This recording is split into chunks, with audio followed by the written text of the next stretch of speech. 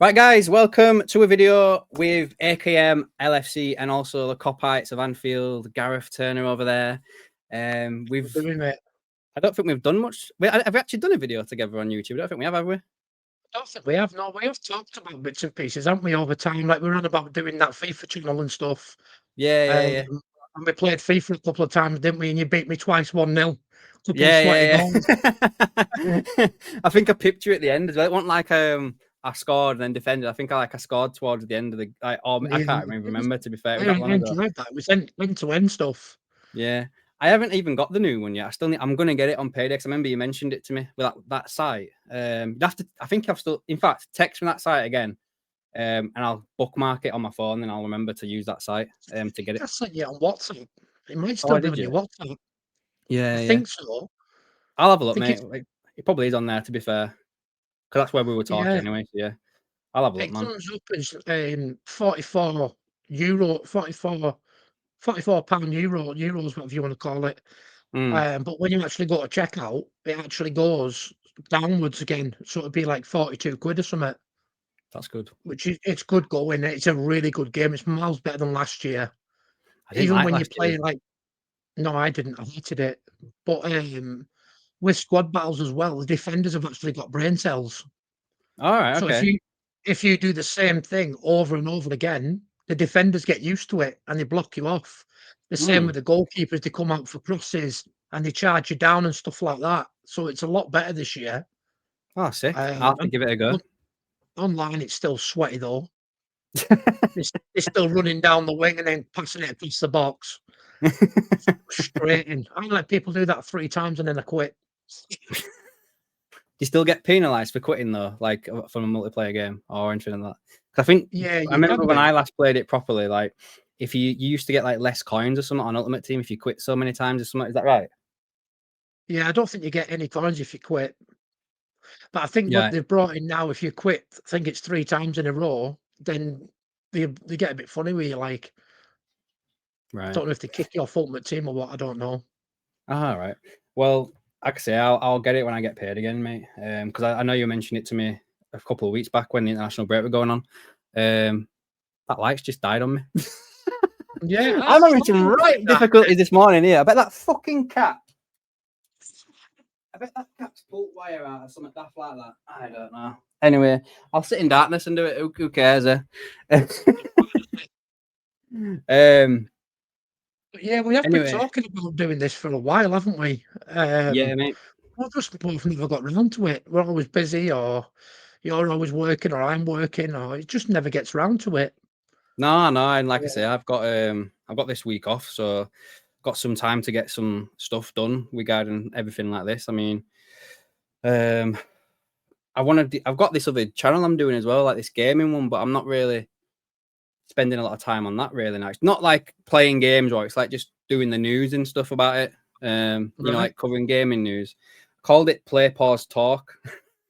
Nice. So I'm doing that. I've only got like 28 subs. I think I've only got a few videos up, not many, but yeah, I just think it was something else, especially when it's been quiet, hasn't it, Liverpool wise. And I like to quiet, do stuff. I've avoided that creative side of me where I did it in college and stuff, and I just wanted to do it. So I use it like a test bed for new things where I'm just test editing skills and stuff like that. And it seems like I enjoy doing it still. So that's the main reason why I do it. See, I thought you'd have done an NFL channel. Yeah, people have said that. That's really up your street, that. You'd love that. I've got the at here. Got the at here. Yeah, I've seen that last night on your live. Yeah. But you weren't happy, Bunny, were you? Your team got a bit of a whooping, didn't they? Oh, they got absolutely smashed, mate. Like I think it was like 21-0 at like end of first half, and then it ended like 31-7. Like it's ridiculous. Like I'll go into a deep dive about it if you want. So like we've got a new coach. It's first year offensive coordinator, first year defensive coordinator, and we were like doing really well. Like we won the first one, we lost the second one, which really should have won, and then we beat San Francisco, beat the Chiefs, and then we've lost 2 games in a row, and it's like I don't know. It just seems to have gone to shit. However, because of how crap we were last year, and you'd have seen the line of fixtures that we had, if you'd have said to me after this line you'd be 4-3, I'd be like, yeah, buzzing. But because we were 4-1 and now we've lost 2 in a row, it feels a bit worse. If that makes sense, like it's just, yeah, it's like Liverpool. To be fair, 4 games defeated in a row. Started off the season, and we thought, oh, you know, we're going to be 8, and then it's just gone. Woo! Yeah. Yeah, I used to like American football when I was a kid. I was a Bears fan. I used to like the fridge. Do you remember the fridge? Is that it might be, I might be too young, I don't know. But if in my head, I imagine that being, oh my God, what was he called? I swear he does like the office linebacker thing that's on YouTube, and I can't think of his name now. I don't know his name. I just know him as the fridge. He was massive. He must have been about 26 stone or something. He was huge. Let's have a look, see if I can find it on here. Oop. It's not in Spanish. You learned Spanish? William Perry, defensive tackle, the fridge. Yeah, I can see him there. He played for the Bears. Yeah, 10 seasons. I remember him. He was a monster. Nobody wanted to run at him like.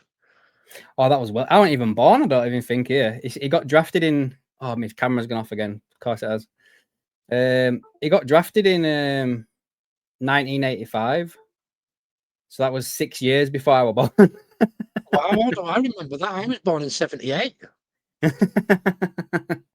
That's madness, isn't it? He was the heaviest player to score a touchdown. He weighed 335 pounds, which is 152 kilograms. He remains the heaviest player to score a touchdown in the Super Bowl, and he has the largest Super Bowl ring ever made. Wow. So 26 stone, 28 stone or something. Let's have a look. He's only 6'2", so he's only like an inch taller than me. 35 pounds in stone. 24 stone. Wow. What a beast. Makes me feel like a tic-tac. I'm about 18. Yeah, I can't remember. I don't know how much I was in. I think I'm about 17, 16 and a half, something like that. I can't remember. But yeah, it's crazy. Some of these players, though, are absolutely massive. Like, when you watch them on TV, like the quarterback for the Jaguars, for instance, Trevor Lawrence, like, when I watch him on TV, I'm like, oh, he's a bit slight. Do you know what I mean? Like, he don't look that muscular or anything like that. And then when you see him in person, he's like 6'6". He's built like a brick shit house. Like, he's absolutely huge. You do find that with Americans, though, don't they? But it's the padding and stuff is deceiving, isn't it? It makes them look bigger than what they are. It's like they always say that rugby players end up eventually going into American football because they don't get as big a hits. But I don't think it's right because you get some massive hits, don't you, in American football? Well, yeah, I saw. Was it? I think it was an Australian, or it might have been New Zealand. He went from rugby into NFL, and he said basically that, you know, that misconception what you just said there about, you know, rugby players get harder. He says, thing is though, people don't think is NFL players, because they've got the padding on, they think that they can just go even harder. Like, so well, that's great. They wear helmets and neck braces and all sorts, don't they? Like neck padding and stuff. So you see them actually grabbing each other on the head, and you don't have to do that in rugby. Yeah, exactly. So it is madness. Yeah, I mean, I've got right into sport, to be fair. It's a nice little distraction, especially when international games are on. It's just ridiculous. Like, I can't believe we've had 2 international breaks in the space of what seems to be a month. Do you know what I mean? Like, and I always hate it every time we start the season. You play like 2 games, it's an international break. It's pointless. Like, I don't understand why we don't just either put the international break towards the back end of the transfer window. Or not, sorry, I mean before the season starts, because the transfer window is still going in it when the season starts. Or you just don't have the season start until you've done the international. It's pointless. It's so pointless. It's like everyone gets hyped up for season. Like, yeah, it's here, season's here, blah, blah, we're going. And then it's like a balloon's being popped, and you're not interested in why you got to wait 2 weeks till football comes back. Yeah, exactly. I mean, they could always start the season after the transfer window closes. Mm. You could start it like the first weekend after the transfer window closes. So Yeah, could I do it mean, like, I don't know, the 2nd or 3rd or 4th or whatever September. yeah. I mean, when did the transfer window shut this year? Was it 31st of August, my birthday? I think so, yeah. Or was it the 1st of September? It could have been the 1st of September. Let's have a look. 5, 31st 6, was a 5 or Sunday. 6 o'clock on it. So as you say, if you say it was the 1st of September, you would have started the season on the 6th of September. And when did And the then season everyone actually starts start? Did it start on like the 16th or something? something like that. Yeah, I think it's something about 16th, So you'd have had 17th one, one. isn't it? The So first you'd only weekend. be three. You'd be 3 games behind, really. This is not much, is it? Do you know what I mean? No, Not you much. could start So the season in September and finish it in June. yeah. And then let the players have July and August off. At least they're getting the summer off then, aren't they, if they're not internationals? Mm. It'd make more sense, but I don't know. It's FIFA and FA, they don't have much sense about them. Just jokes, mate. Honestly, I can't. I'm kind of looking forward to World Cup though. I'm not gonna lie. I'm looking forward to that. Apart from the fact that it's going to be stupid o'clock in the morning or in the evening when it's going to be played over here.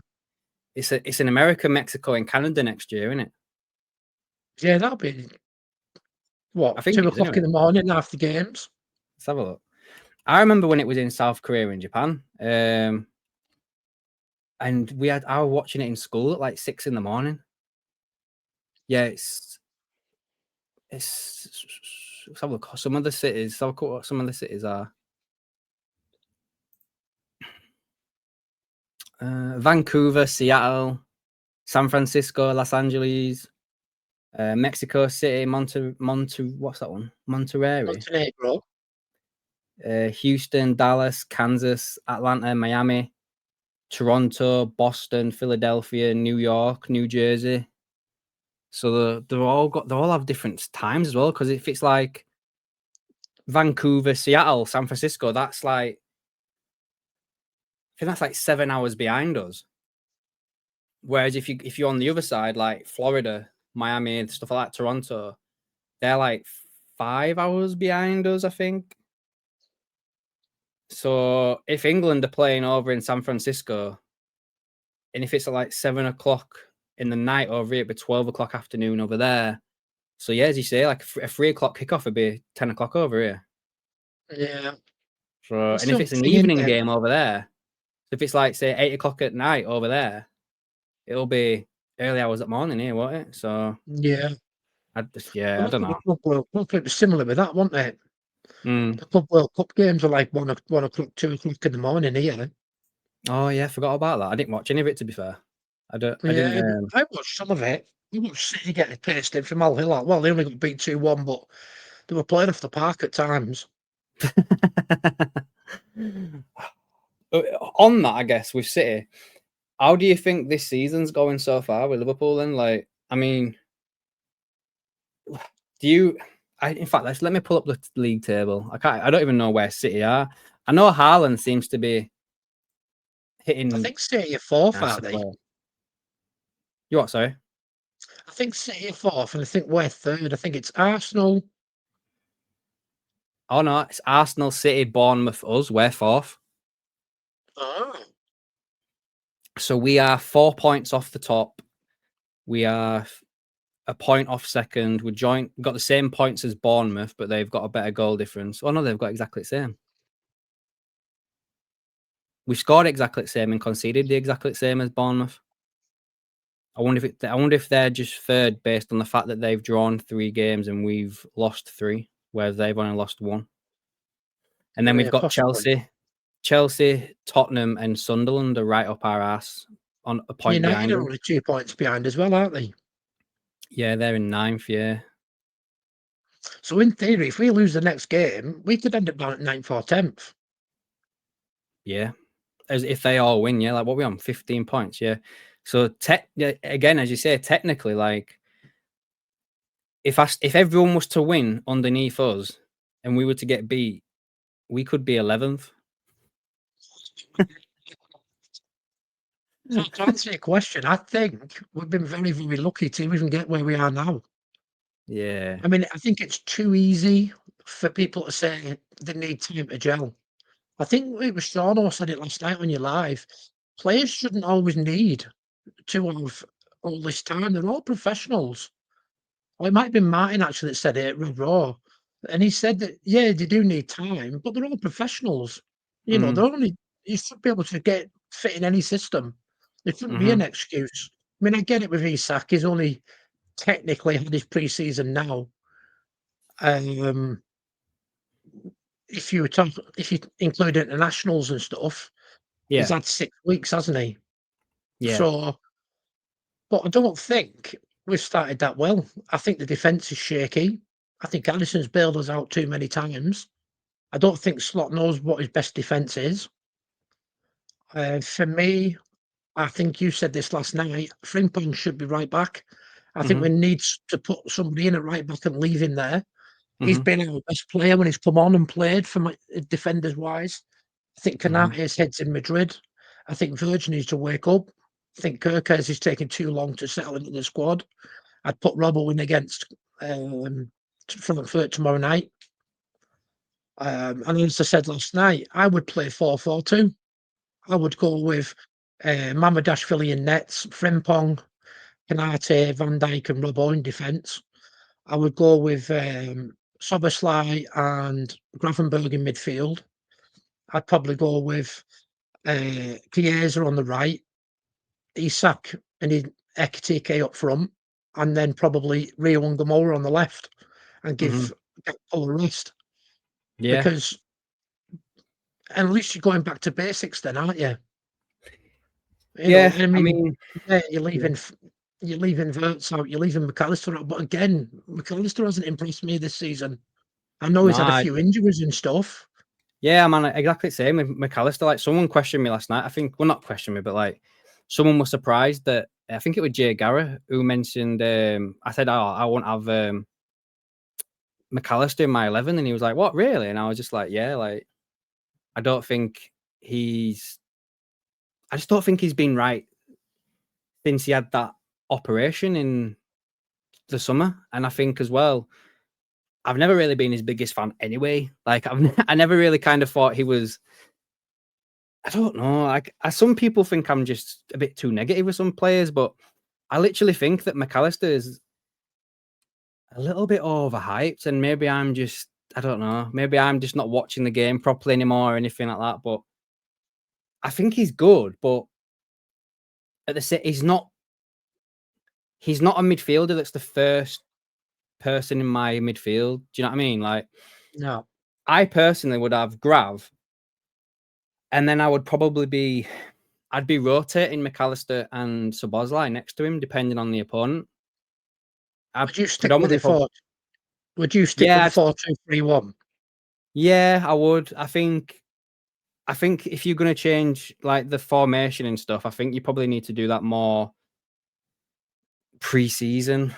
I don't know. Yeah, I think sometimes changing the formation while you're in the season, it can make it even worse because then they're all.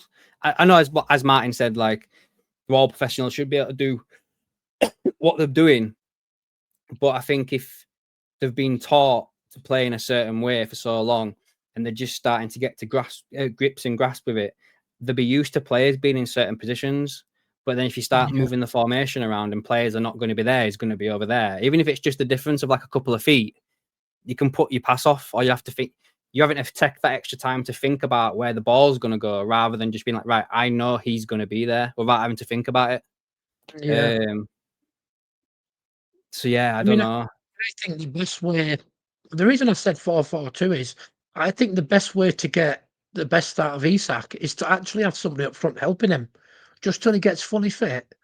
You know, let Ekitike do all the running, maybe, Yeah, yeah, yeah. I mean, and just Isak up. yeah, I personally, yeah, again, I agree with that. To be fair, because in the games I've seen Isak play, don't you think he looks like he's a little bit lost, a bit isolated? Like, he doesn't. It's like there's, like I think you said, like there's no one with him. Like he'll win the ball, like win a header or whatever, and the nearest person to him will be either too far out on the wide to get, you know, to nowhere near to get the ball, or they'll be too deep because they've been defending or something like that. Like, well, I personally, I said this last night, I wouldn't have even have started playing Izaki. I'd have just been playing Ekatike this whole time, because when he was playing, we were clicking. Do you know what I mean? Yeah, definitely. I don't know why he's done that. But it's like a few people have said to me on my channel that Isak's not getting the what's the word, the service, and I'm like, yeah, but he might not be getting the service, but if he had another striker up front with him, or someone that got closer, like you just said, it's like, I think you said this last night, that Salah seems to be right on the right hand side. He doesn't seem to be coming in. He's more or less on the touchline. Maybe that's what Slot's told him to do. I don't know, but it's not working. No, and I think that's what we did when we got Nunes as well. Do you remember, like, when Nunes first came in and Klopp asked, I never said Slot then. Klopp asked Salah to go out wide, and then eventually I think they just changed it, didn't they? And Salah started coming back inside again, and he started having a bit more luck there. But again, I think someone mentioned it yesterday. I can't remember who it was who mentioned this, where there was, I think it might have been Mighty Reds 97, Brandon. I think he said, oh, my fucking camera again. He said yesterday that, you know, you went and signed the best bombing left back in Kirkes, and then all of a sudden you've asked him to come to Liverpool and you're asking him to do like a completely different job than what you signed him for doing. Yeah, exactly. Yeah, I mean, he's only a young lad, isn't he? I know Robbo's legs are going, but for me, I would have preferred to see Robbo start the season. Yeah, exactly. I'd have done exactly the same thing, mate. Just give Kirkes time instead of throwing him in at the deep end. Yeah. 1 minute, mate. I'm going to log off and then come back in, just because I need to probably just change my camera around. Hold on. All right. Oh, well, it's just me and you now, isn't it? So, what we're going to talk about. So, how do people find lives? I'm doing a live this Saturday. If anyone wants to jump on, I'm going to do a general knowledge quiz from 8 o'clock. So the live starts at 7:30, and then we're going to do a general knowledge quiz from 8 o'clock. First question will be 8 o'clock. So if you're going to come in for 7:30, 7:45, get yourself a beer or whatever, get settled, and then first question will be 8 o'clock. So what we're going to do is we're going to do 5 easy, five medium, and 5 hard, and then we're going to do 3 bonus Liverpool questions if anybody's interested in that. Again, it'll be 1 easy, 1 medium, and 1 hard. You know, it won't be for long. It'll only be for, I don't know, 7:30 till 8:30, 8:45, or something like that. So I think I'm back. that's you're back. Hi. I think so. I'm just pushing my channel. Ah, yeah, go for it, man. Go for it. Obviously, go for it, man. Yeah, 100%. Just been talking about my quiz on Saturday night. Yeah, you come in. Yeah, I'll jump on, mate. Yeah, I'll jump into chat. Yeah, 100%. It'll be just doing a general knowledge quiz, something dead quick and easy. Oh, nice. 5 easy, 5 medium, 5 hard, and then 3 bonus Liverpool questions. 1 easy, 1 medium, 1 hard. Nice. And then I'm going to do like a league table, and then do prizes at the end of the season. Oh, nice. Top 2 get a prize. So I haven't decided what it's going to be yet. It's just how we get on Saturday. It might be a complete flop. If it is, it is. But it's worth a go, isn't it? You need to get Shauna promoting it. He's good at shit like that. Yeah, he is. He knows about it. Like, he's the one who suggested it to me. All right. To do a league table and stuff. So yeah, I'll speak to him properly about it probably later on or tomorrow or something. But it's just an idea that I've got at the minute. The missus is going to read the questions because I'm going to be in the chat with you lot. So I like doing the question side of it as well. All so right, the missus is going to read the questions. I'm going to do it the same format as you. So you'd read the question and give the answer A, B, or C. Yeah. It's different, isn't it? I know it's good. there's a lot of Liverpool quizzes out there, isn't there? But I thought, My missus said, well, why don't we do a general knowledge for a change? You know, Mm. and then throw 3 Liverpool ones in at the end. Yeah. So, Sounds good, yeah, mate. I we mean, put like we did that, and we used to do it every week. You probably remember, but we stopped doing it every week because I just said to Sean, I was like, I think we need to maybe freshen it up a little bit, and then that's why we're doing it monthly now instead. yeah. We'll see, I but mean, I like you don't say, know man. but, yeah, I don't know if I will do it every week, but it's just trying to get me what colours up, really.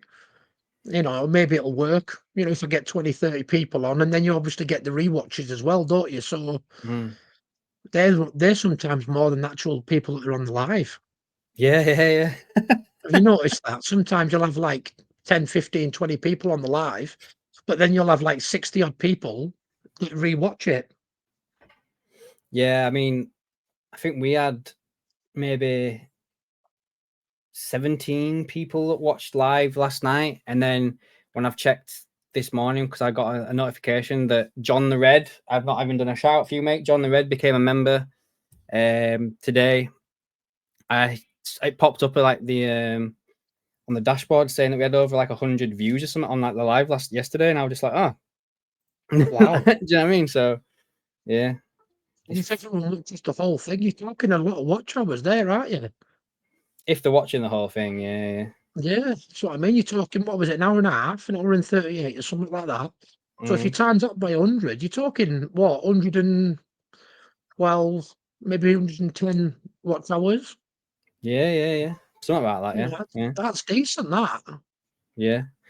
There we go. I'm back again. I don't know what the hell's going on with this camera. I think I'm gonna have to swap it out or something because it just keeps going off all the time. It's probably a fucking cat messing about with wires. I'm gonna have to just have a look after this and sort all stuff out. But yeah, I guess as well, then, mate. Just in general, like I don't think we've had a chat about what you thought of the summer window because everybody's like, "Oh, Liverpool spent so much money and they've not like." And they're struggling this year, blah blah blah blah. And then some people obviously like saying like, "Oh, it's not always about the money." And what's that saying? It's something about oh, I can't think of the word. It's not better the debt. Quantity, not quality. Yeah. That's the one. Yeah. So I guess first off, what did you think of the window? And second, do you think any of the players that we have signed are not going to work out? I mean, I don't know. It's probably a bit too early to tell that last question. But I think, what are your overall thoughts on the window? I guess. Well, the window, at first, a lot of it was predictable, wasn't it? I think we knew Kirkes was going to sign. I think we knew we were going to go for a centre back. I was surprised with Leone. I don't really know much about Leone. I thought he was just a young kid who they took a gamble on, really. Who else have we signed? Frimpong we knew was going to happen, didn't we? We more or less Hmm. knew that was going to happen as soon as Trent left. Hmm. When we signed Ekatike, I was happy with that. If we didn't get Isak, I would have been happy. It wouldn't have bothered me if we'd have signed a decent centre back and a decent number 6.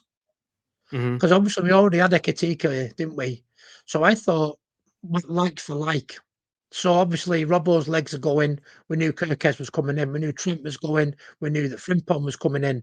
We knew Diaz wanted to go. We didn't replace him, in my opinion. Maybe that's where they're thinking of Ekatike. I don't Hmm. know. We knew Nunes was going. So maybe that was going to be maybe a mix. Ekatike do maybe both roles. But then when he came for 150 million, I thought 150 million for a player that's injury prone. I think you've covered it a few times on your videos, haven't you? And he had like something like 16 injuries since he's been at Newcastle and Sociedad. Or Yeah, I mean, 15 injuries. he's had some bad injuries. Yeah, like I think he's had a couple of hammies. In fact, I'll load it up now. Let's have a look. But I remember when we were first linked with him back in January, and I was saying then I was like, I'm not so sure about this. Not Yeah. for that money anyway. But again, that's not on him, is it? I suppose. But let's have a look at his injury record then here. So start off with Sociedad. So he had a knee injury where he missed 1 game. in the beginning of August 2021. Then he had a hammy in September 2021. He missed 4 games. Moved to Newcastle, got a thigh injury in September, and he didn't come back till January and missed 17 games, including internationals. And then he's had a groin injury, October of 2023, missed 8 games. Another groin injury, same season in January, missed 4 games. A broken toe in September 2024, missed 7 games. He had a hammy at the beginning of this year, missed 1 game. A groin injury in February, missed a game. And then he's had a fitness issue with Liverpool and he missed 3 games. Now, taking that broken toe one out, because that's not muscular, that's more, bone, whatever. Yeah. I would say he's missed a total of, in fact, he had a knee problem back in 2017. So what's that in total? So 337. He's missed probably, if you take out that one, where's that one? How many games was that? 7 games for broken toe. Well, we're talking about 45 games, aren't you? Maybe 60 games. I didn't realise he was at Dortmund for a bit as well. No, I didn't. Yeah, he played in Dortmund. Let's have a look. So he missed a loan deal. It doesn't say. It just says. So he had a knee issue in Dortmund where he missed 8 games. Then a shin. He missed 3. He got a bruise. He missed 2. He got ill. Missed 1. And then he got a shoulder injury. Missed 5. And then got an arm one. Missed 4. So you're getting close to the 16 that I said then, aren't you? Injuries, really, even if it's little knocks. Yeah. And he's only been playing for what, 7 years? 2016 to 2025. So it's no, that's not. It's 11 years, isn't it? 11 years he's played, and he's missed. I would say if you were to total all that up, he's probably missed a season's worth of football. Yeah, definitely. So yeah, when we got the 150 million offer, I thought to myself, that's a lot of money for somebody who's got a lot of injuries. It's like his stats so far for us, he's played 7 games, 1 goal, 1 assist. In Newcastle, he played 109, scored 62, 11 assists. Sociedad, 132, scored 44, 8 assists. Dortmund played 13 times, scored once, got 1 assist. So, yeah. Not the prolific, shall we say, in them terms. I mean, obviously, he's kicked on in Newcastle. I mean, 109 games, 62 goals, 11 assists. That's not far off some sort of goal involvement every game and a half. So that's pretty good.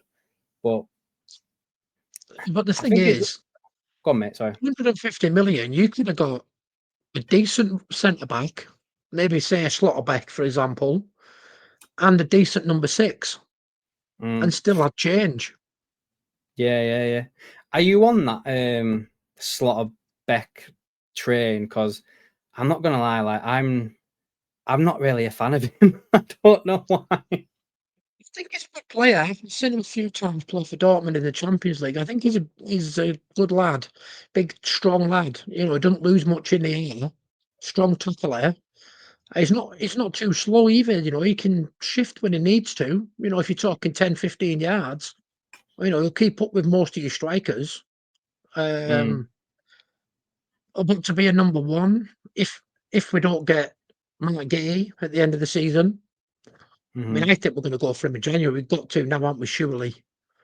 I mean, Kanate is clearly playing with a thigh injury, which he shouldn't be doing, really. I was gobsmacked when he started against United. I would have played Joe Gomez. Well, that's what I was about to say. Like, why are we not playing Gomez? Like,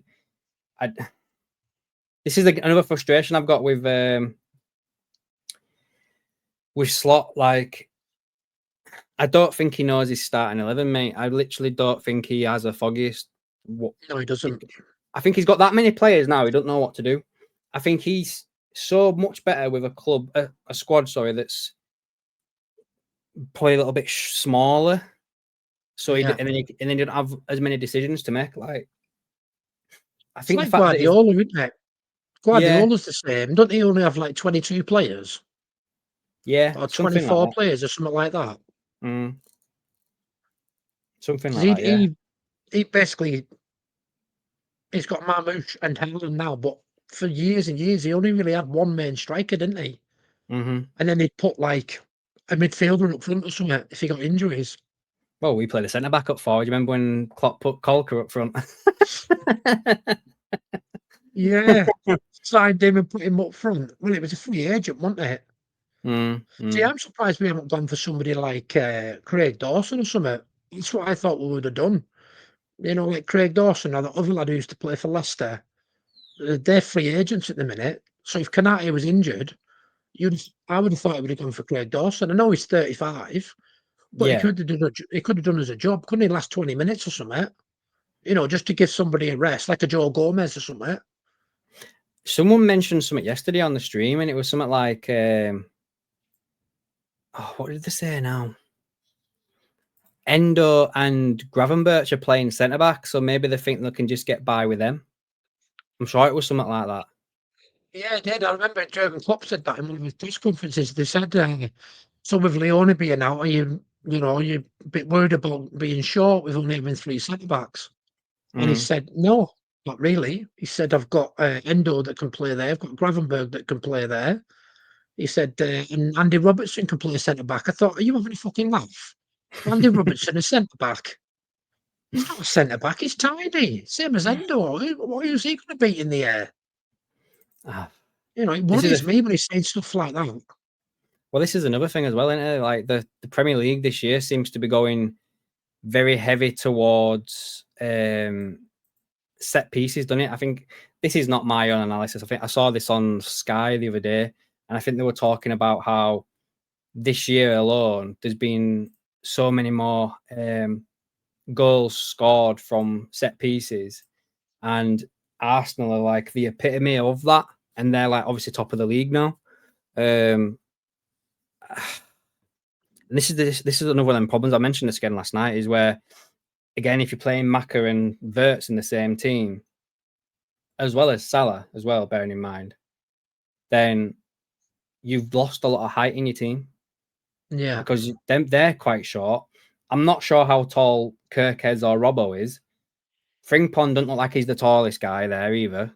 I think he's like 5'7", isn't he? Yeah, and then you've obviously he's that. Yeah, I think he's probably about Let's have a look. See if I can find out how tall he is. And then obviously you've got like Isaac, Gakpo, Ekitike. They're all quite tall guys, but you obviously don't have all them in the team.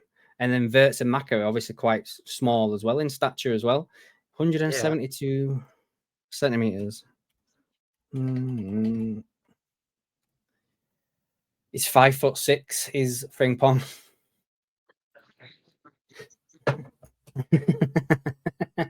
So what was I going to say then? Something about what I was talking to Martin about. I can't remember what it was now. Oh, it's completely gone. I was watching his video last night and we were discussing certain players, and I can't remember what it was now. I'd have to have a look. It was quite interesting though, the chat that I have with Martin, because he's quite an intelligent lad. And he knows his stuff. He does a lot of research into players and stuff like that. Yeah, I've been watching a lot of Martin stuff lately again, and I like his new thumbnails that he's been doing. Yeah, exactly. Yeah, I don't know how he does them. He'll be using like ChatGPT or something, I suppose. I think that's how he does it. Yeah. Here we go. So we're talking about Giovanni van Bronckhorst. So we're basically saying that the club doesn't seem to have replaced Johnny Heitingate. He had a lot to do with last season, apparently. And we were saying that Giovanni van Bronckhorst, or Hurst, whatever you call him, has brought nothing to the coaching setup. So I said that what I would do is, because Heitinga's job's basically on the line, isn't it? I don't know if he's even been sacked yet. at Ajax. Oh So yeah, I I'd would bring him bring back. him back and possibly bring in a set piece coach. Mm-hmm. Because I don't think we've got a set piece coach, have we? Did that guy leave who was doing the throw-ins and everything? I think he left, didn't he? Yeah, I think he did. Yeah. So I So don't yeah. think we've actually replaced him either. No. So that's two. Really, we've let two people go and not replaced them, and they were both good at what they did. Because that was Mm-hmm. Klopp, wasn't it, who brought him in, that throwing coach and that. Mm-hmm. And then as soon as Klopp left, he seemed to go as well. Did Yep. you watch the Jurgen Klopp interview with that Diary of a CEO? Yeah. I watched it. Yeah. What did you think of it? I liked it, but I mean that's probably the most open we've seen Jurgen ever, I'd say, in a few things.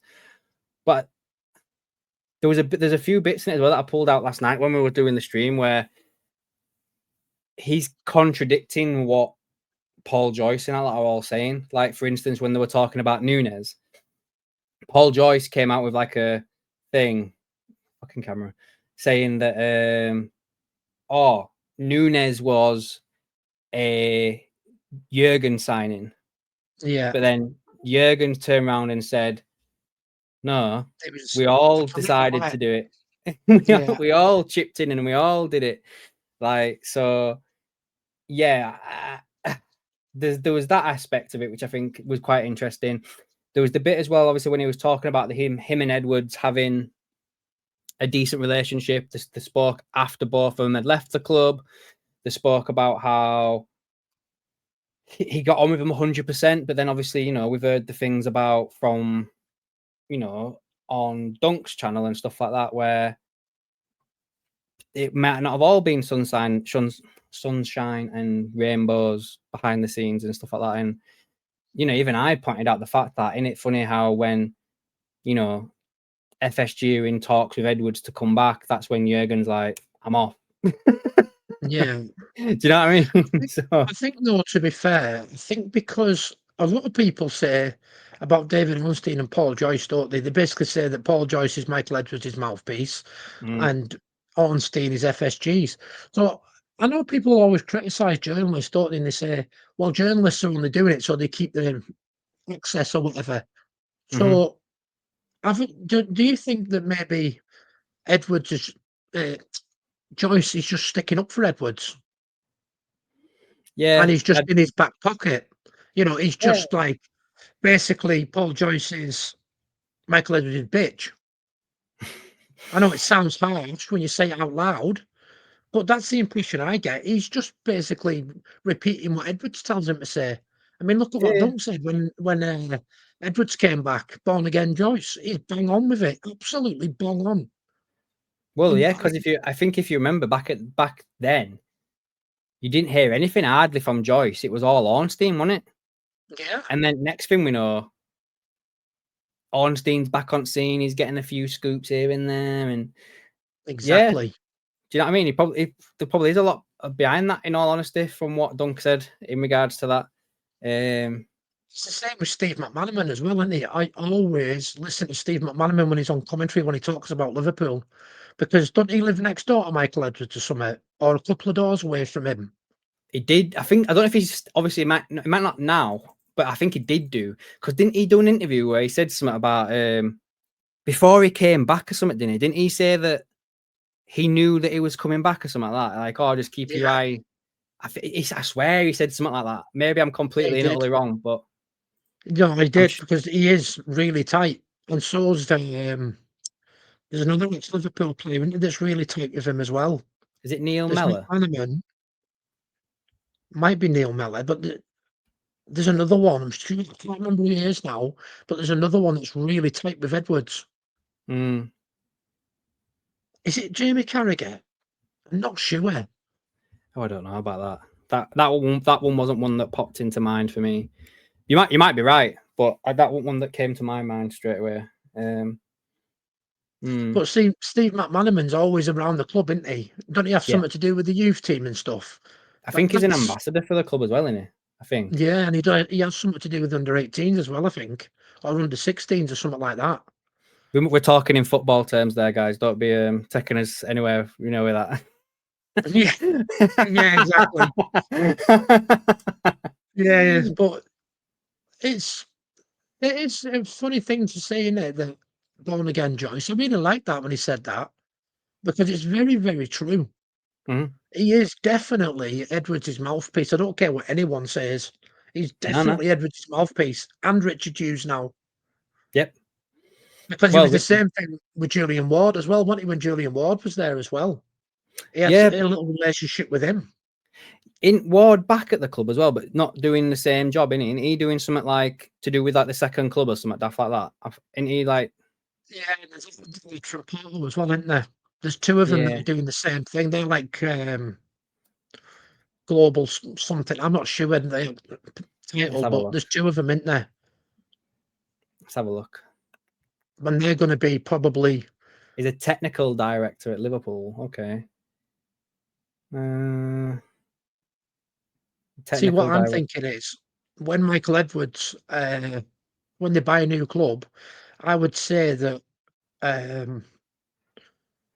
Julian Ward will be sporting director, and then that other guy, I don't know his name, from Porto, he's just going to be basically chief scout type thing. He's going to be like the transfer guy Mm-hmm. to get all these foreign guys in, Mm-hmm. from like Brazil and stuff like that. Mm-hmm. Because that's what they're going to do. They're trying to get more into the South American, um, Argentina, Brazil, that sort of stuff. So what the plan is they're going to get in the South American market, bring them into Spain, give them a couple of years in Spain, and then bring them to Liverpool once they've Yep. earned enough games to get a work permit. That's the whole plan behind the multi-club thing, Yeah. which So is what City have done. yeah, this is the thing with this. Like, so if that's the goal that obviously FSG are trying to do you think that there's like any sort of chance that FSG sell soon, or do you reckon they're in for the No, long haul? I don't think it's a long haul. I think 2 or 3 years. I reckon by 29, 30, I think they'll go. Hmm. Because obviously How not long? getting any younger, is he? Yeah, John Henry. yeah. And I can't see Linda taking over as chairman or Mm-hmm. chairwoman, whatever you want to call it.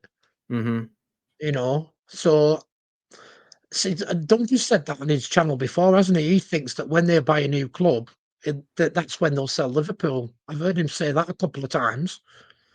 But in that case, then it's sort of breach of contract, isn't it? Because in Michael Edwards' contract, it basically says you're coming back to help us with the multi-club Yep. thing. Yep. So if that happens, then Michael Edwards has been brought back for what? To stable the club because Jurgen's gone. Because that's all he's doing right now, isn't he? Mm-hmm. And I don't honestly believe that half of these players that we've signed slot wanted. I mean, look Yeah. at Chiesa. Yeah. I mentioned something to Shauna off camera that he said I shouldn't mention on stream because it's not safe for work or something like that. But like I was just messing about and I was saying like, what's Chiesa done? Is he doing something behind slots back with like his family, like his wife or his daughter or something? Like, do you know what I mean? Like, what has he done that's like just so against him being able to play? Like when he plays, he's so reminiscent of what Klopp wanted from his forwards: energy, pressing, everything. And he came on the Carabao Cup, scored a goal. He came on. I think there has to be like 2 or 3 games where he's come on and he's turned the game. He may not have scored or provided an assist, which he has done anyway. But I think there's a few occasions where just him being on the pitch and being that spark of life has troubled the opposition. And he's just brought something. Like you said earlier, like him and Rio need to get into this team. I don't understand why they're not. Like Rio reminds me of like a Sterling a little bit with all the step overs and the skills that he tries to do and stuff like that. Which again, if it comes off, I'm not asked. But if he keeps doing it and he keeps losing the ball, I'll have an issue then and I'll have a problem. But I literally can't come to grips with what Chiesa has done wrong. And again, it might just be a case of Slot doesn't think he's fit. Well, then if you don't think he's fit, why is he on the bench? And if I think it literally just comes down to the fact that, like you just said, I don't think he wanted him. No, I don't. I think as well, if the tragedy didn't happen with Jota, I think it'd have been sold in the summer. It's like I think you said it last night. You thought that Jota would have gone. I agreed with that. Yeah. I think he would have gone, but now that unfortunately he's not here, I think they've kept on Chiesa because it was cheap money. It was a bargain basement signing, and it saves them a bit of money. He won't be on massive wages. I don't think he won't be on more money than what Jota was on. No. So that's why I think he's still there. And unfortunately, I don't think Slot wants him, but he hasn't got an option. You know, I think Richard Hughes has said he's staying, you know, with his Italian connections and stuff like that. Maybe Richard Hughes has said, nah, he's staying, deal with it. Because he's Italian, isn't he? Half Italian or something, Richard Hughes. I don't know about that, but I know that he's got some sort of link on it to. I think did he play football in Italy or something? I know he can speak Italian, and I know he's got like links to like Italian and stuff. But yeah, you are right in what you're saying. Like, I do think that this was like a Richard Hughes type signing. But again, he's one of those players, isn't he? He's Chiesa, where if we'd have signed him, maybe 2 years before we did, we'd have been paying like 100 million for him. Because he was like on fire, wasn't it? Until he got that injury, he was like one of the most sought after wingers in the world. Yeah, he had a brilliant Euros, didn't he? Or World Cup or something like that. Yeah. I'm just checking now to see if Richard Hughes is Italian. No, he's not. I don't know where I've got that from then. So it says Richard Hughes is not Italian, but he grew up in Italy and is fluent in Italian. Having been born in Scotland, he spent a significant part of his childhood in Milan. Right. Oh, well. Just scratch that. We'll edit that out. I don't know where I read from. I thought it was like his mum or his dad or something was Italian. I don't know where I got that from. No, I knew that. I thought he'd played football in Italy or something, or because I don't know where. Again, I don't know. I know. I just knew that there was an Italian link there. So you know, like you, I knew there was something. I just didn't know what it was. Yeah. So what was I going to say? Yeah. I watched your interview with Martin the other night. It was absolutely awesome. I loved it. I watched every single second of it. I had a brain. I was watching it and thought, I've got to watch this. It was AKM. I thought it was brilliant. The questions were brilliant. The answers were brilliant. And I thought Martin was bang on what he said about Sean and what he said about you being a good lad. And, you know, I know one of your questions that's coming up. I'll talk more about it then. But yeah, I thought it was a brilliant interview. Really enjoyed it. Oh, thanks, mate. Like, I'm gonna put that public, I think, after we've done this. I'm probably going to do it this Friday so everyone can see and stuff, because I know that like some people might think there might be some stuff in there regarding other YouTube channels that I maybe shouldn't have said, but I don't care. No, I don't you care. didn't say anything wrong. No, I you don't think, didn't. again, I don't think I said anything wrong either, but you know. No, you didn't. I'd tell you straight, you know, I would. You didn't say anything Yeah. wrong about anybody. But yeah, You're not like that, Adam. Do you know what I mean? You say your piece, you have your little rants, but you don't slag anybody off. And people need to stop slagging other little channels off. You know, we should be all sticking together. I think Dunk said this before, that me, you, him, Martin, all these little channels should all have some sort of fucking committee and go up against these big boys, you know, your yeah. Craigs and all them lot. Because we're not getting a look in because of these big channels. I mean, I don't know about you, but I hardly get any views on my channel. I've got 4,000 fucking ghosts.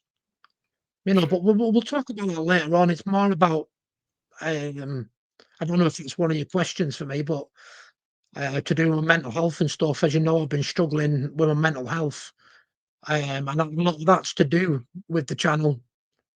It's been getting me down. I've been trying my best to think of all new things, and it's just like I've got 4,000 fucking ghosts, mate. You know, there's only Yeah, a handful of people that even bother. yeah, You know, and it does get you down. You know, people just think it's hit record and go. It's not. There's a lot more to it than that. it You is know, like, and that's why I've stripped it back. That's why you can see now. Usually, I have all my banners and my pictures and stuff up there. Got nothing now. Absolutely nothing. I've stripped it all right back. No more thumbnails. No more backgrounds. No more overlays. Nothing. It's all getting stripped. And people are going to get the real me. If it gets more views, great. If they don't, do you know what I mean? yeah. I mean, if I was to sit here and think about, like, there's times where, like, it, I don't suppose I think it gets me down. I just feel like I just can't be bothered. You know what I mean? That's why when Yeah. it gets to times like this where there's an international break and stuff, like, I'll just go quiet and not do out, because I'm just like, I'm not gonna I'm not gonna stress myself out trying to make something for the channel when there's nothing to talk about. Mm. And I mean, like, me and Sean are like, obviously it's my channel and stuff, but Sean helps out. But if he'll come up with ideas and stuff, and we'll have conversations behind the scenes and stuff, and I'll be like, I've got it in me, mate, to do it because I just can't be bothered. You know what I mean? I feel like I'm That's wasting my what time, like you probably do as yeah, well. You feel exactly. like it's like you say, like, me and you have been sat here now for 56 minutes doing this.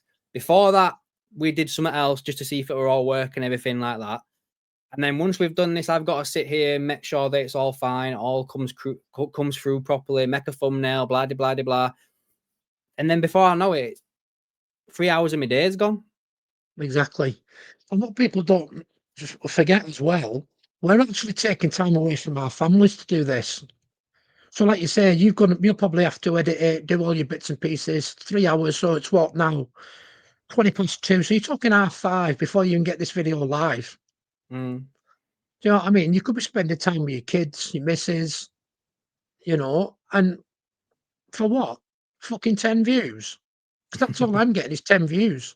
So I've got to the point now where I'm thinking, what's the point? You The know, thing is, though, it's you got to think as well, even if it's just 10 views, is, can you imagine, like, and I know that I think Dunk uses this analogy as well, and it's a really good analogy. Could you imagine, like, being sat around a table talking to 10 people? Like, it's, you know what I mean? That'd be quite a decent conversation, wouldn't it? If they were just sat yeah, there listening to you. When yeah, you look at YouTube, though, and you see, like, the wider stuff, like, I think Jamie Phillips was talking about it the other day. I caught the beginning part of his live stream, and he was mentioning how it's all, like, anger stuff that seems to go somewhere. Like, if you got someone sat there that's, like, positive and, like, trying to, like you said, come up with ideas of, like, what was Liverpool like 10 years ago today, or whatever, stuff like that. People are interested in that. They're more interested in someone who's like, I'm not taking going the to name camera and anybody. stuff. Yeah, where they just sat there and just like, fucking, ah! Do you know what I mean? Like, shit like that. And it's Yeah, just like, fucking hell. Like, I could do that if I wanted to. Do yeah, you know what I I mean? But could. it's not me. No, I like to sit exactly. there and, like, think, you know. And as I said to you earlier, that's why I started doing this gaming one. Part of it's because, yeah, I mean, I do like gaming, and, you know, I find it a little bit interesting. But the other part of it is me trying new techniques on to do stuff. And if it Yeah, works, I'll bring it over here. If it doesn't work, I will never touch it ever again. yeah, Um, I like using YouTube as a bit of the reason why I kind of started it was like an outlet. You know, during yeah, COVID and that, there was no one to speak to about football, really. I could no, text people and stuff like that, but there was no, like, face-to-face contact other than, like, family and stuff like that. But just, yeah, that's part of the reason why it started. And then, yeah, I mean, I won't even lie, mate. Like, sometimes when I'm doing these live streams and I see, you know, not a lot of people jumping on, which, again, shouldn't really be thinking about that, but it is a bit disheartening when, as you say, I'm giving up my Monday evenings. People know that I'm going live every Monday at 7. I do it, unless I say otherwise, I'm not doing it. yeah.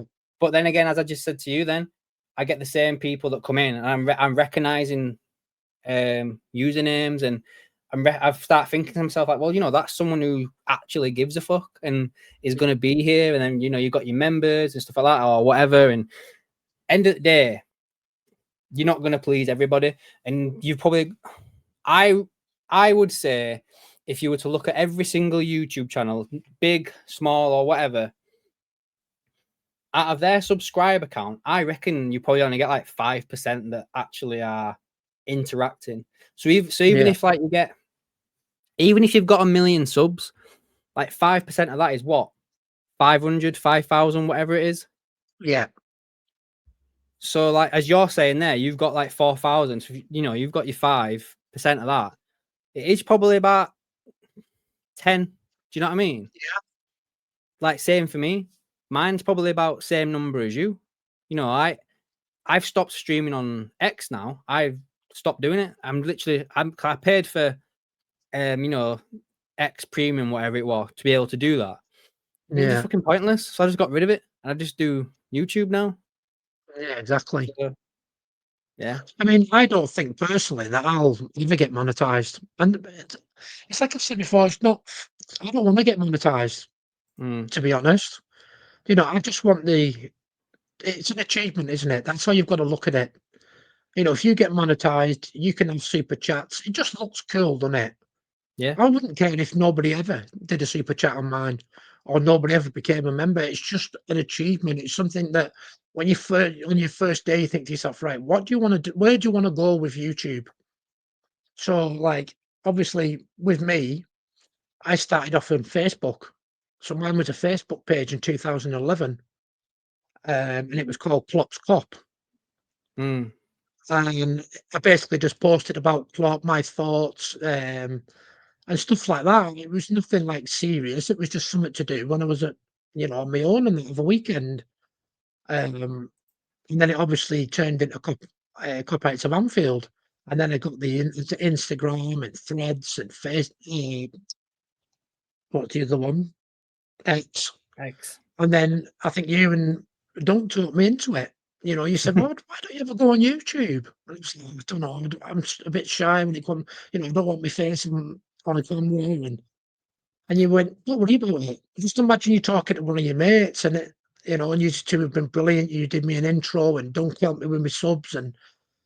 But I've never done this if it wasn't for you and Dunk.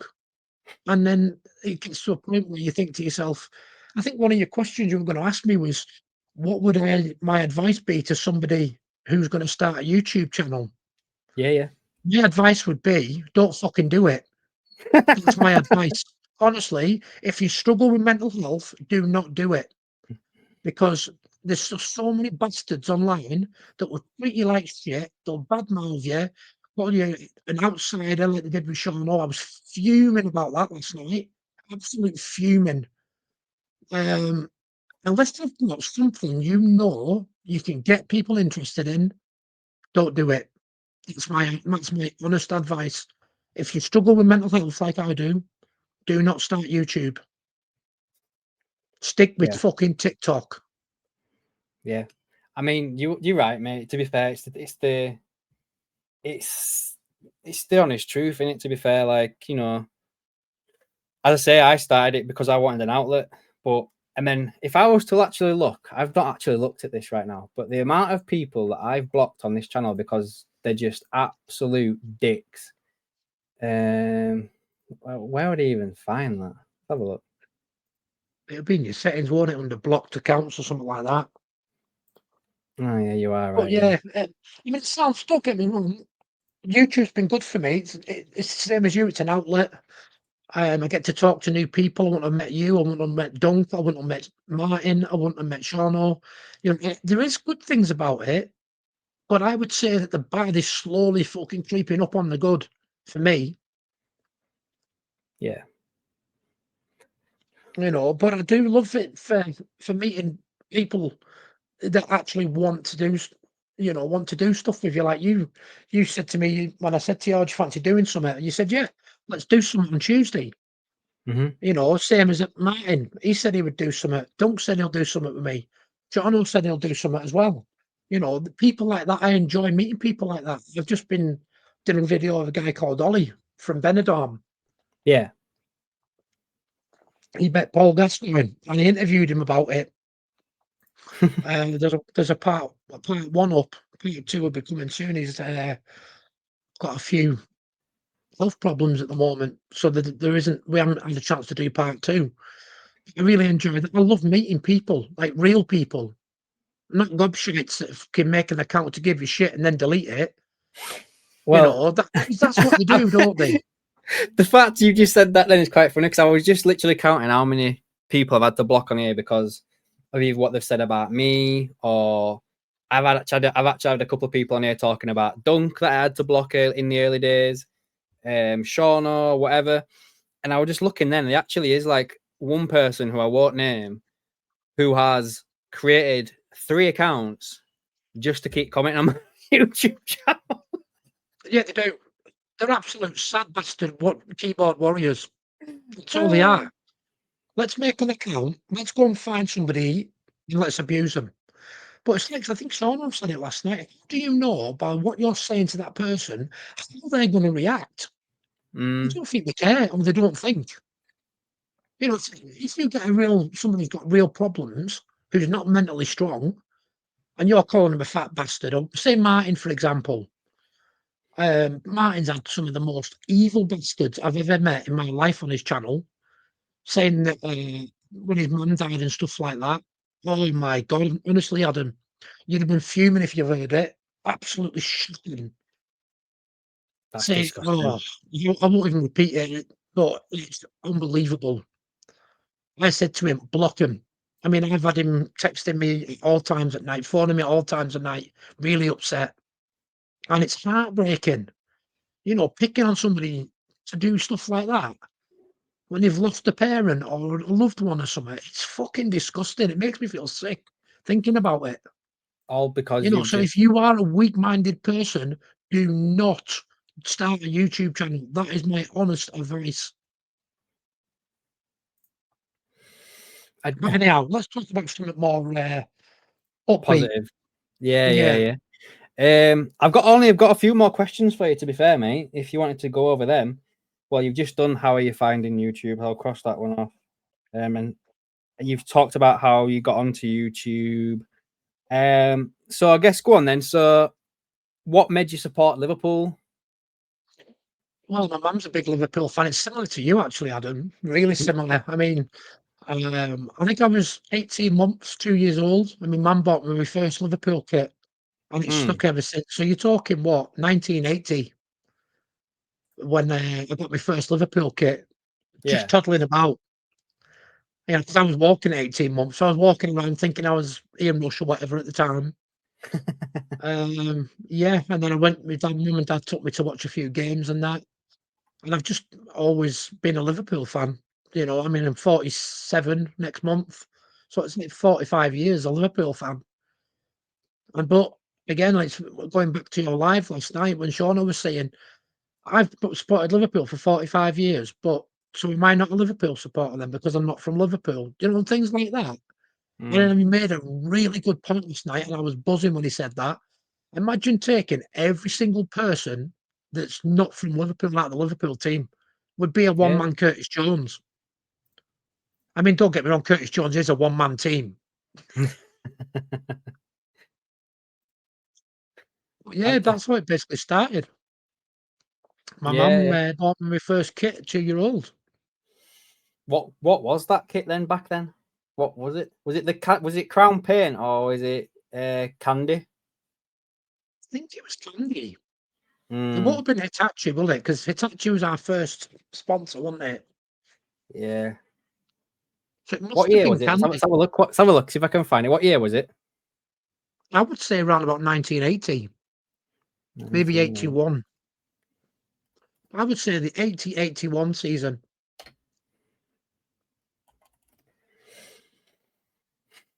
Oh, actually, it might have been Hitachi. Let's have a look. Oh, was it later than that? Yes. I mean, I can't remember. I was only a little, but I'm sure my mum said I was 2-year-old when she bought me my first kit. I can share this. It's Umbro and Hitachi. Let's have a look. I'll share this screen. I'll share my screen and see if this brings back any memories for you. Is it that one? Did that look familiar to you? Wouldn't tell you, mate. It was a long time. I think it was more like the Chrome Paint ones. I remember having a Chrome Paint shirt. What year was that? This one. Yeah. 86, 87. There's a lot. I'd have been what then? 8. It could have been the Hitachi one. I mean, I can't remember. I was only little. But yeah. And then she took me to what? I think my first ever game she took me to watch was against Leicester City. I think I was 16, 17 then, something like that. And they paid for me for my birthday to go. And I think Hiskey played up front for Leicester then. So that must have been what, 95? 96? I finished, I was at school from 90 to 95. So it must have been 95, 96 season or 96, 97. Right. And I think it was Ian Rush. And I can't remember the other one now. It's still have a look. I'm just going to nip to it, Lou, mate, just because there's someone at the door as well. So I'll be back in a minute. All right, no bother. All right, I'll leave you on the solo screen. Oh, don't do that to me. Right, so let's have a look and see who scored the goals in this game. Leicester, Liverpool versus Leicester. 1990. I'm going to go 95.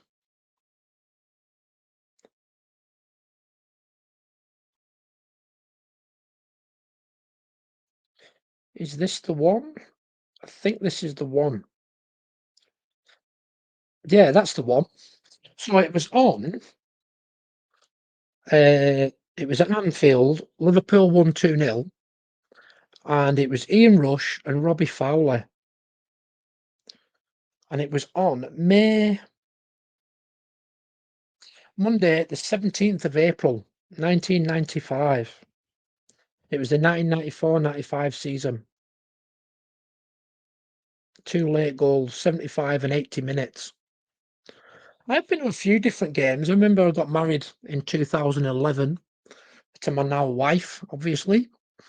And we went to watch Liverpool Arsenal. If I remember rightly, I think we got a pasting. I think it was something like 4-0 to Arsenal. And that was our wedding anniversary present, I think. Yeah, I'm back now, mate. Welcome back. 2011. I'm just talking about a different game that I went to when I got married. So I got married 2011, and we went to watch Arsenal versus Liverpool at Anfield. And if I remember rightly, we got beat 4-0. Oh, was that the Arshavin type thing? Liverpool. No, that was 4-4, wasn't it? Oh, yeah, you are right, yeah. Versus Arsenal.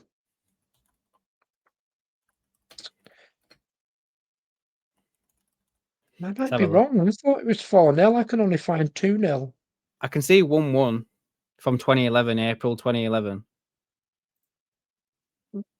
April 17th. Might have been a different game I went to. I have been to watch 2 Arsenal games. But anyhow.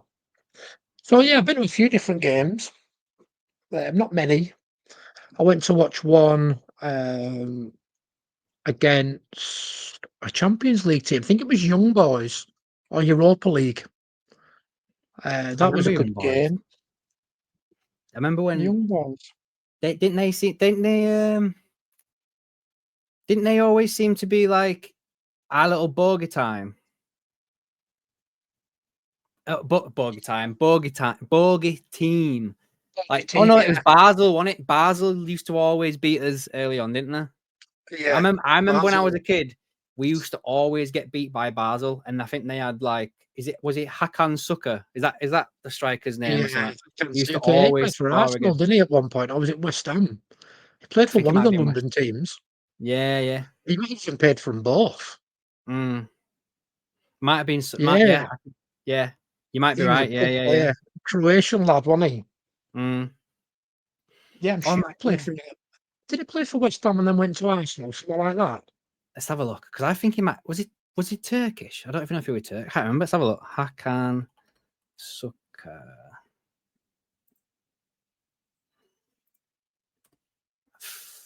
Turkish footballer, yeah. 54 years of age now.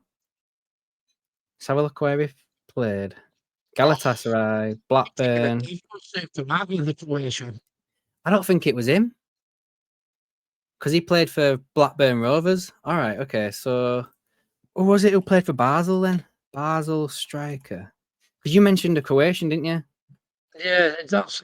I'm thinking of Davor Suka. I think Suka. Croatian. Davor Suka was Croatian, wasn't he? And he played for Arsenal. Yeah. What was it? Who was it now?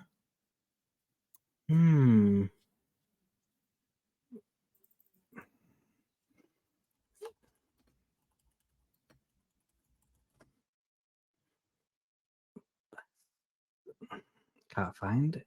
This is going to do my absolute nutting. I'll find it once the video's finished. It always happens, doesn't it? Your mind goes blank when you're doing a video, and then as soon as the video finishes, you're like, "Oh my god, that's who it was." I don't think he was Swiss. I'm sure he was. Salah did, yeah. I don't think did Salah play against? God, my voice went then. Did Salah play against Liverpool for Basel? I think he did, didn't he? But he was only young then, wasn't he? Was he like 21 or something like that? 20? If that, yeah. They might have been even 20. Yeah. Someone in the comments has to be able to help us out here when this goes up. Like, who am I talking about? Who's the striker that played for bloody Basel? Yeah, I know. I think I know who you mean, but I can't think of his name myself. What year were we thinking? Probably early 2000s, I'd say. Basel striker. I'll say 2002, say. In fact, you know what would have been easier if I just did this? Let me open up ChatGPT. Marco Strella? No. Julio Rossi? Christian Jimenez?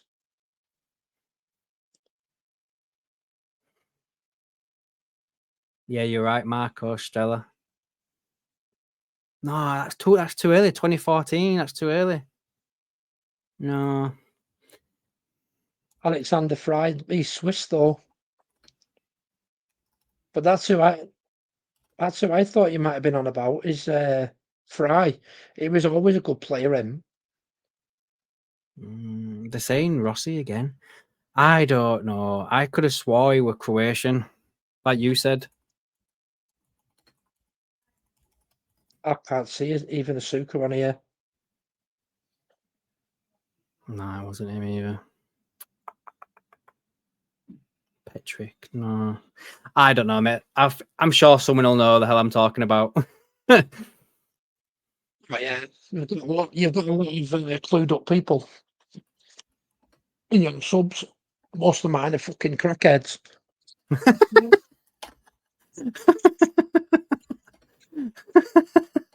Shouldn't say that. I don't want to be offending people. Most people that get in contact with me are all sound. Let's see. In fact, I've just literally asked who scored for Basel against Liverpool in the 2000s against Liverpool, and in 2002, which might have been the year, someone called Rossi, Christian Jimenez, and Altubado, a defender, scored. But I'm just gonna ask the rest of the squad.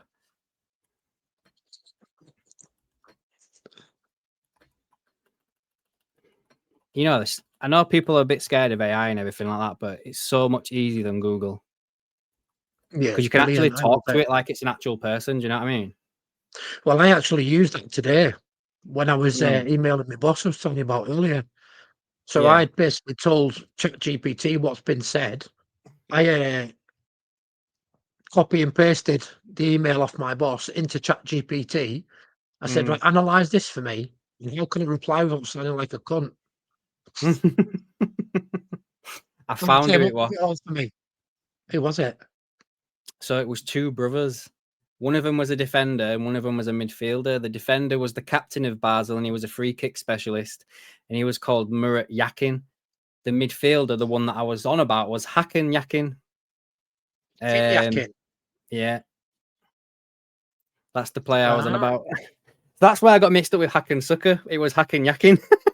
Yeah, it's Davos Suka, yeah, the one that played for Arsenal. That's the one I'm thinking of. Yeah. See, that was so much easier. So yeah, I posted the email that she sent me into ChatGPT and said, basically, analyze it for me. How can I reply to this without, sounding like a dick? And it analysed it and everything. Brilliant. And like I say, she hasn't replied yet, so it must have got through to her. She's stuck. She's stumped. In fact, I'm going to check and see if she has actually replied yet. What else have we got? What would you say is like your favourite memory then of when you was a kid of Liverpool or in general? And like, what players did you have when you were kids growing up? Because for me, the first player I proper followed and idolised was Michael Owen. And then after that, it was Fernando Torres. But I was never a part of the hype around Gerrard until after he'd left, to be fair. Like, right. I appreciated him playing and I liked the fact that he was captain. But I think that he was more Scouse. Do you know what I mean? I think if you were a Scouser, I think he was more like your player. Do you know what I mean? That you looked up to. I don't know. Maybe I'm wrong there. I don't know. But for me, it was Torres. And then after Torres left, I think he was the first and only player that broke my heart. Because I think I was too young when Owen left. But for Torres, ever since when he moved to Chelsea, I was literally like, I'm not getting attached anymore to players. Fuck them. Yeah, exactly. For me, there's a mixture, really. I love Steve McManaman. I remember when he made his debut. I love Jan Molby. I thought he was a brilliant player. He should just stand there and just spray the ball all over the place, score free kicks, never missed a penalty. Jamie Redknapp, I thought was a good player. I know he had a lot of injuries, but I thought he was a good player. Used to pick the ball up and drive forward. I think when at the first game I went to, I think Jamie Redknapp played in that with Patrick Berger. Yeah. I remember Patrick that one. Berger. I love Patrick Berger. Arvid Leonardson. I don't know if you remember him. I thought he was a good player. He didn't play much, but he was a good player. Defenders wise, you'd have to say Hippie and Henshaw, wouldn't you? Defensive partnerships. They were absolute beasts. I think they were the best partnership when I was a kid. I mean, I don't really remember Johansson's and stuff like that. It was a bit before my time. I remember Neil Ruddock and Julian Dix. They were hard work. He didn't stay long though, Julian Dix. He didn't get on with Razor Ruddock at all. I think they had a bit of a ding dong in training because they were supposed to be two hard men, weren't they? Yeah, I think so. Like, I remember the whole. Well, that's a bit of a lie. You know, like was it? I'm going to say Tom Ince then. Paul Ince, wasn't it? Tom Ince played for Liverpool, his son as well. Yeah. But Paul Ince, when he came, I remember him playing for Liverpool, and at the time, I didn't realise he came from Man United. Well, he played for Man United, didn't he? Didn't even realise that. He left United, went to Inter Milan, and then came to Liverpool. Yeah. I didn't even realise that. Like, I was so young. But yeah, talking about like defenders and stuff, for me again, like Jamie Carragher was one of those defenders that I just never really cared about when I was a kid. I think I was too young at the time. So for me, again, same as you, it was Hoopier and Henshaw. I never could understand why we swapped Sander Westerveld, because I liked Westerveld. But I think the first goalkeeper that I remember was David James and Brad Friedel. Then we had Westerveld, and then we got Dudek. And then I can't remember why we swapped Dudek for Rayner. Like, again, I thought we had 3 successive good goalkeepers then. Like, maybe, again, I had a young mind and I wasn't watching the game properly. But I thought that Westerveld, Dudek, and Rayner were all really good goalkeepers. Yeah, they were good keepers, to be fair. I mean, Dudek, we all know about the Champions League final. I mean, that was amazing. But I mean, I can remember Mark Wright. I don't think you'll remember Mark Wright, will you? Centre back. No. I think I he remember was Marcus captain Babbel. before Hippier. Marcus All right. Babbel, yeah. Christian Zieg. Did he play left back? Yeah, I think I remember. he was a German. Because we had 2 Germans, one at right back and one at left back. So you had Babbel at right back, and then Christian Zieg at left back. Wasn't Babbel more of a centre back though? But then he played right back. Am I remembering that correctly? Yeah, I think Babbel played alongside Mark Wright towards the end, and then like when he first came in, but then moved to right back when we struggled because Rob Jones was always injured. So I think they used to play Ryan Babbel at right back. But again, Rob Jones is another one. He was a brilliant player.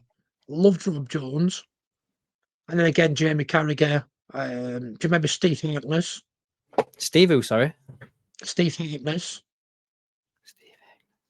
No. He was like a centre back. He could play anywhere across the back. He was not a bad player, Scottish lad. I remember, was it Hegem?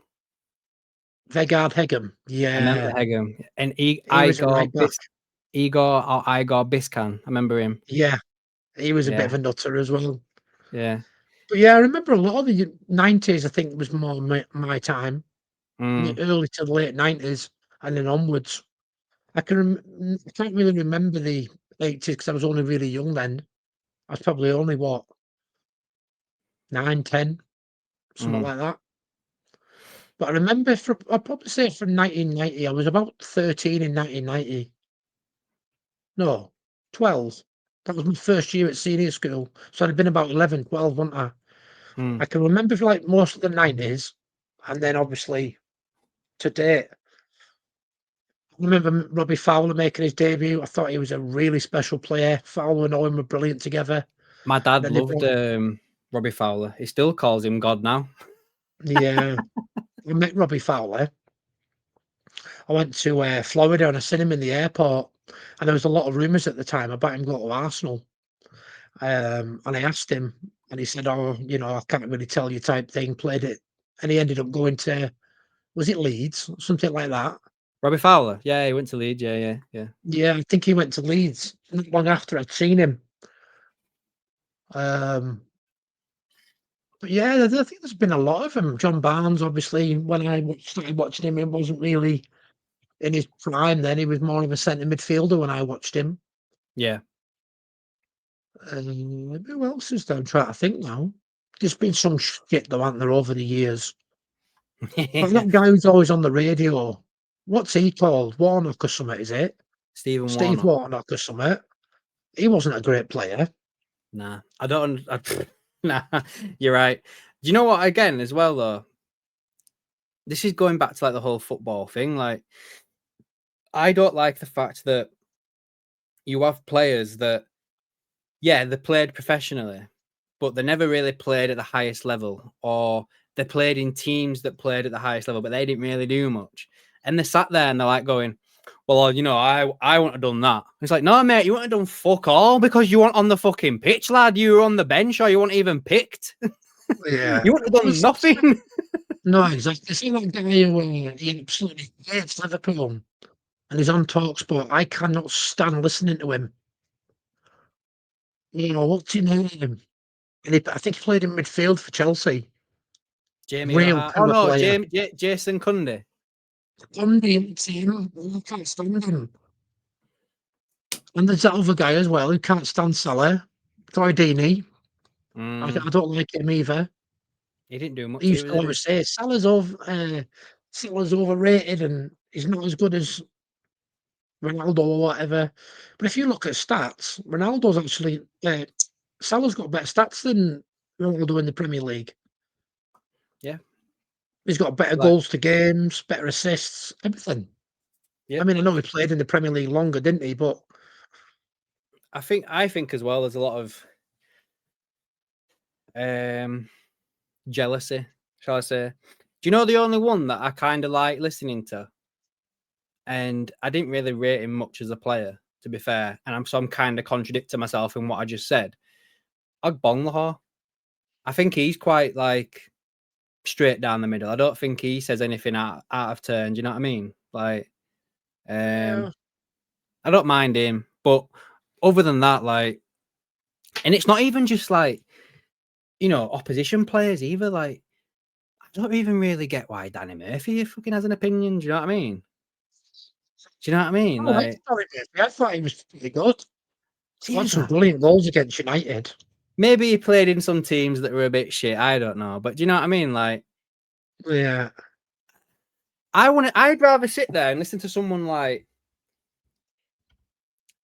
I'm gonna pick someone who's not a Liverpool player. Like, yeah, Gary Neville, David Beckham, players that have been there, won it. You know, Thierry Henry. Thierry Henry, I like. Who else? I tell you what I do like. He doesn't get on telly much. Paul Scholes. I think Yeah, he's brilliant. I was going to say next one with Paul Scholes. Yeah. Roy Keane. I like listening to Roy Keane. I love Roy Keane. Love him. Do you remember when when that ref went for Robbo?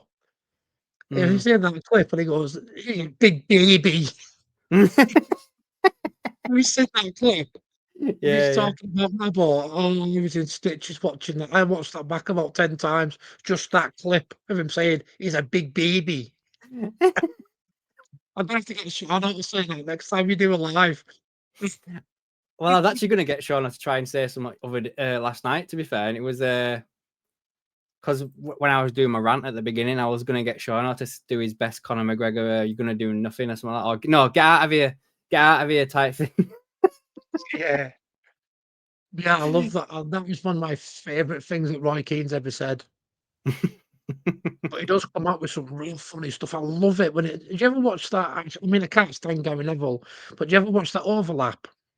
Yeah, sometimes, not all the time. Depends what the topics are. Funny on that, Roy Keane. He goes on a rant about United.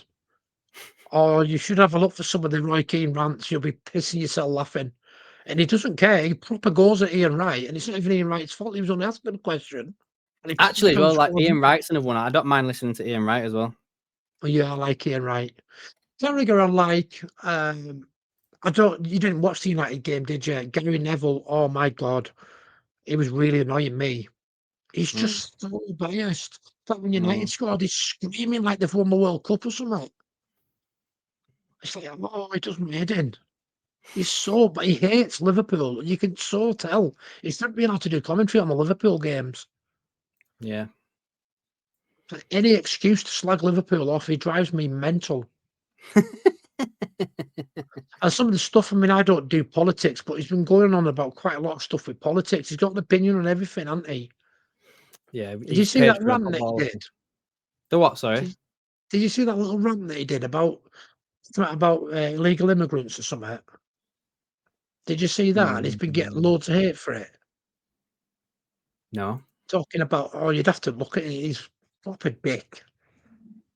And then, I shouldn't laugh. I'm not going to laugh when I say this, but Joey Barton can't stand him. Did you see the rant that Joey Barton did about him? No. Saying that his dad must be a bit of a dick because his dad was called Neville. So his grandparents. Oh, yeah. Oh my God, I couldn't believe that. It was way too far.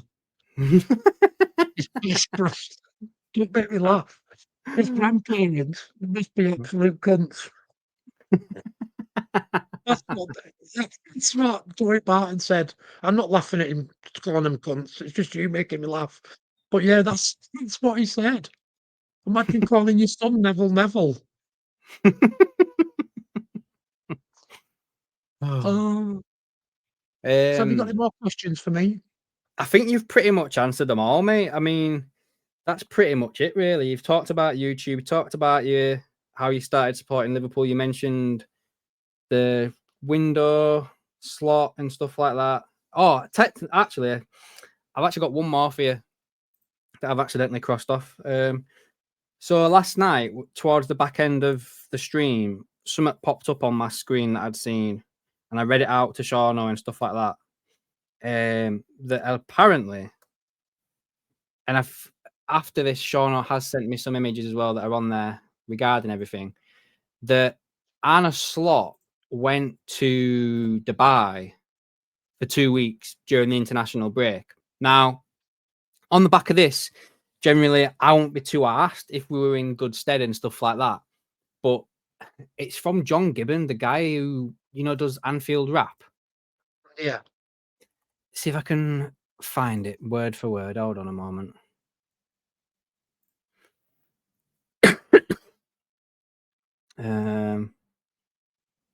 Right. So this is all back down to this here, where I'll share my screen with you so you can see it as well. So it all stems from this, where Lewis Steele put this out saying that Arne Slot saying how based on performances, not results, his confident recent form is just a blip, fine margins, etc. And then this was followed up by, this was like quote tweeted, whatever it's called nowadays, by John Gibbons. And he basically put this saying, I don't think he realizes the size of the job he has, possibly explains why he's on holiday all the time. Right? To which someone here said, Klopp used to do exactly the same thing at international breaks. And he put, if he had lost 3 in a row before an international break and then lost to Man United when he came back, I would have criticised him too. But last night, there was another one, actually. Let me just find it.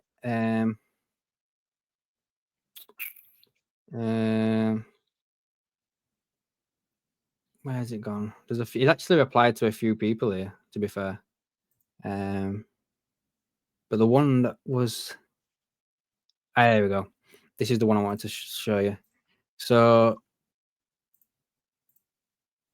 again... So someone put, think that's a bit harsh, John. He's trying to manage the confidence. He can't come out and select them every interview. He'll have another 10 this week where he'll have to do that anyway. And then he put, he didn't have to spend the last fortnight in Dubai when he had first team players at the training ground and then just pick the same team that he changed last time at halftime because he'd been too busy having a nice time to think about doing anything different. Now, that's the bugbear that I've got with this is I wouldn't be bothered if he'd gone on this holiday on the back of Liverpool suffering 1 defeat or whatever. But the fact Liverpool had lost 3 games in a row and you thought it was the right time to go on holiday for 2 weeks, even if it had been 5 days, maybe 3 days, whatever, have a little break, that's fine.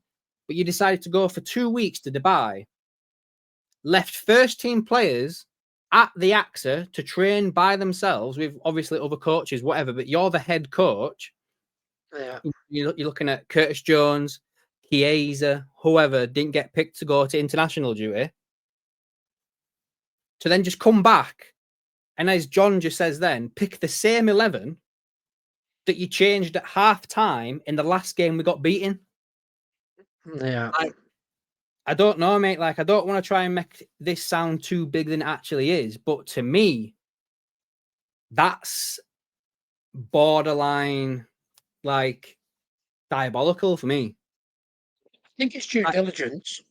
I think for me, fairness, I personally would have, if that was me in that job, I'd have been sat there during the national break thinking, oh, what can I do to change this? Yeah. Do you know what I mean? I wouldn't have fucked off to Dubai for 2 weeks. I think what it is, I think he's not used to having the money he's got. Mm. I think when he was at Feyenoord, he was on, what was it, 3 million a year or something like that. And now he's on like 7 or 8 at Liverpool. I think because he's constantly in Liverpool when we're playing and he doesn't see his family, I think he sees that as family time. Maybe he's got some sort of agreement with Edwards and Hughes that during the international breaks, he can go on holiday and spend time with his family. That's the only thing I can think of, because I agree with you. You shouldn't be going on holiday for 2 weeks when you've just lost 3 games on the bounce. I mean, now it's the first time since 2014 that we've lost 4 games in a row in all competitions. Mm-hmm. And the last manager to do that was Brendan Rodgers. And for Mm-hmm. me, I don't think he was a success at Liverpool. Mm-hmm. So I think he's got to get. I think he's got to get his priorities right. I mean, yes, he doesn't spend time with his family a lot at the minute, but he's also got a job to do. You know, Mm-hmm. he knew before he took the job on that whether his family was going to come with him or not. He must have knew that. So maybe that's why he said to Hughes and Edwards, you know, in international breaks, I want to spend time with my family. That's my only explanation. Yeah, maybe. Like I say, I don't think I'd have been too bothered if we'd have come in off the back of maybe 1 defeat, possibly even 2. I could maybe understand a little bit, but 3 going into the Yeah, game against the club's historic biggest rivals. yeah. I don't know, mate. It just don't look good. It don't look good. No, it doesn't. It doesn't. It's very unprofessional, really. Like I Yeah. say, if they'd gone for a long weekend or something, you know, or even a Monday to Friday, and then the following week got everybody in that was, you know, that was available. But it's like the players all think, well, if he can do what he wants and go on holiday, then why can't we? You know, it's like Exactly. monkey see, monkey do, isn't it? Exactly. Setting a bad precedent in it. Like, Yeah, why can, again, like literally as you said then, why didn't Chiesa and Curtis Jones think, you know what, fuck it. Why am I here? yeah. I'll just go. Do you know what I mean? It doesn't, it's like you said, monkey see, monkey do, like you say. But I guess we'll see what comes of that. I wonder if anyone's gonna have the bottle to fucking question him on it at the next press conference. I doubt it, but we'll have He to wait and does. I see. can't see it. Not unless you get No. Roy Keane in there. He'll ask him. Yeah. We've been going for just nearly an hour and 45 minutes, mate. Is there anything else you'd like to cover up before we call it to a close? I don't think so, mate. I think All we've right, mate. covered a lot of stuff, haven't we? Yeah, mate. Yeah. Do you want to give a quick shout out to your channel then, mate? Because obviously everyone that's watching this over on my channel, if you've got all the way to the end, I would very much appreciate it if you'd go over and sub to Kopites of Anfield, Gareth's channel. You know, Gareth, like, you know, what is it can they expect from your channel at the moment? I know obviously you've cut a few things back and everything, so I don't want to like talk fire, but Well, at the moment, I've been doing a lot of series. I've doing stuff like what are they doing now? So it's basically players that have retired, and it's just a quick look at what they're doing now, like compared to say they retired 10 years ago. You know, what are they doing now? Are they businessmen? Have they got into coaching, stuff like that? I'm doing that. I'm also doing a series called Clickbait versus Reality, which is basically it says it in the title, or reality versus clickbait, whichever way around you want to call it. That basically covers all the bullshit in the media and on X. And then I just call that out basically, whether it's true or not. good. Need more What of else? that. What else have I got? We've got about 45 new KOA Icons, which is about Premier League icons. There's 4 or 5 new series on there. Um, without looking, I'll just give a quick look on, and I'll see what I've actually got that's new. The one that seems really popular is the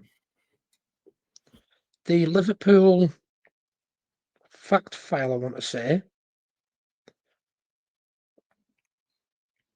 Yeah, Liverpool Fact File. So that's basically where I've done the 3 or 4 episodes of that.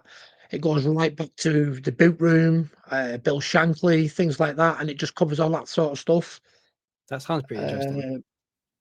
I've got obviously LFC Women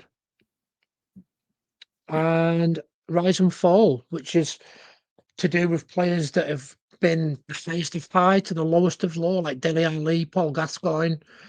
There's quite a lot of different stuff on there. I mean, there's a variety for everybody. It depends what you want to watch. But Very so, I have cut back quite a lot. Like I just mentioned before, I've been struggling with mental health. I'm not spending enough time with family, so I have cut back. I'm not trying to put people off coming over. But if you want stuff that's series based, then my channel's where you want to be. Yeah, get over there, guys. Get subscribing and get joined in with the community over there as well, with Gareth as well. Like, I'm gonna pop on for the Saturday quiz. You have to just let me know again what time that is. Is it like 7 or something, or 8? Did you say? Yeah, so the quiz starts at 7 o'clock. The live starts at 7:30, and then the quiz starts at 8 o'clock. So if you do want to do the quiz, come in before 8 o'clock. Don't come in at 8:05 when the first questions are done and say, "Oh, I've missed the start," because we won't be starting again.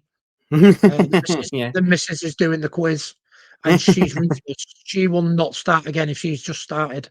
So get Yeah. in there, 7:45, 7:50, get your coffee, your brews, or what, your beer or whatever, and chill out. Enjoy it. Nice one. I'll be there, mate. And I'll be then there at the end of the 100%. season, we're going to do a prize. Nice. Two get a prize. Nice. A I'll be league there, mate, table. for that 100%. Right then, guys. So hope you've enjoyed the video with me and Gareth. I'll have to do it again. Yeah. Make Yeah, I it maybe really a month. enjoyed it, mate. It's nice to catch up with you. Yeah. Maybe And make it a bit of a monthly thing or something if you want. yeah, Have a maybe, catch up every yeah. month. See how things are going. But yeah, And then we'll try and get this gamer channel going as well. We'll try and get a few more for that. I'm surprised you haven't give that a little push. You're only on 28, aren't you? If you can get that to 50, you can do that live, can't you? So that'll be interesting. Yeah, that'd be interesting. Yes. Yeah, guys, go on then. Good shout, Gareth. Yeah. If anyone's interested, go sub to Play Pause Talk. That's my other channel that I've got going I've on. already subscribed to it, so I'm looking forward to it. And then you can watch Adam beat me 1-0. Yeah. Right then, guys, thanks for watching. I know I've had a few technical difficulties. I'm going to literally sort my wires out after I've done this, so it's hopefully a bit more safer and cat friendly. But yeah, if there's anything else that pops off Liverpool wise, I'm sure I'll be getting a video out, and I know that Gareth will be as well. So make sure you subscribe to both channels, guys, and thanks for watching, and we will catch you in the next one, guys. See you later. Yeah, take it easy.